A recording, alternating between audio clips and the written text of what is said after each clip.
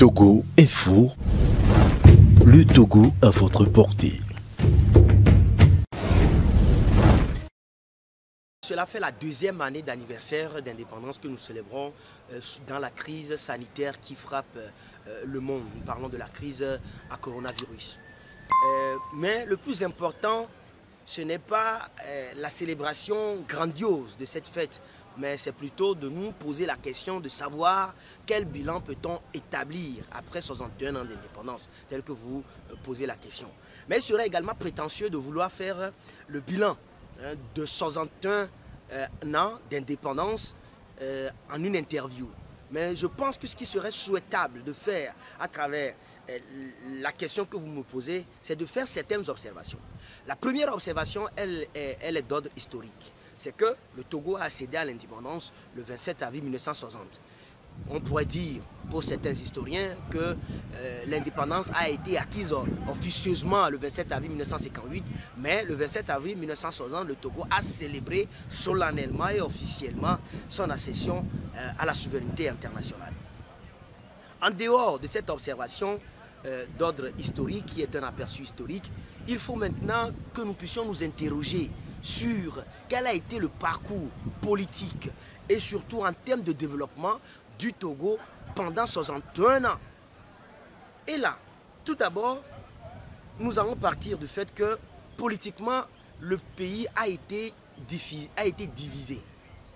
Il y a eu plusieurs divisions, il y a eu assez de divisions à l'interne au Togo depuis les années 50. C'est-à-dire que les courants politiques qui travaillaient, qui se battaient à conquérir le pouvoir du jeune État naissant à l'époque, les courants politiques se sont affrontés à plusieurs reprises. Mais à partir de 1960, Sylvanus Olympio d'ailleurs, dans son discours devant l'Assemblée nationale, le 27 avril 1960, appelait toute la nation togolaise à finir avec les divisions, les querelles de famille, les querelles qui portaient préjudice à l'unité nationale. Le discours a été beaucoup plus sur l'unité nationale. Mais qu'est-ce qui s'est passé à partir de 1963, le 13 janvier 1963, il y a eu un coup de force qui a fait chambouler la donne politique du pays avec le coup d'État. Et donc, après cela, nous sommes rentrés, le Togo est entré dans une ère politique d'apaisement, d'appel à l'unité nationale, qui devient beaucoup plus récurrent. Et après cela, on a connu l'État parti avec le rassemblement du peuple togolais.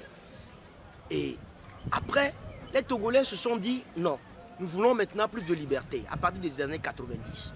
Et à partir des années 90, on va revoir donc un peu les mêmes, la même situation que dans les années précédentes de 1960. C'est-à-dire que le pluralisme politique s'est installé et plusieurs courants politiques vont naître à partir des années 90.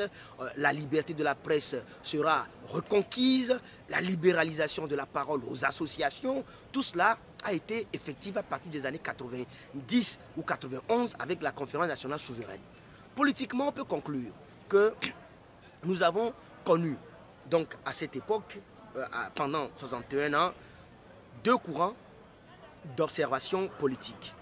Un premier courant qui a été beaucoup plus axé sur le pluralisme politique, mais qui a connu une rupture. Et cette rupture a été au cours de l'année du règne de Gnassingbé Eyadema, jusqu'à ce qu'il n'accepte la démocratisation du pays. Et après, on connaît désormais une libéralisation, une démocratisation. Nous sommes en processus de démocratisation de nos institutions. Mais qu'est-ce qu'il faut retenir essentiellement?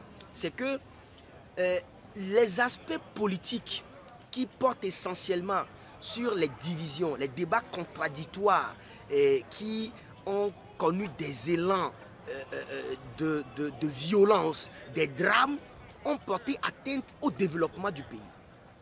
Ont porté sérieusement atteinte au développement du pays.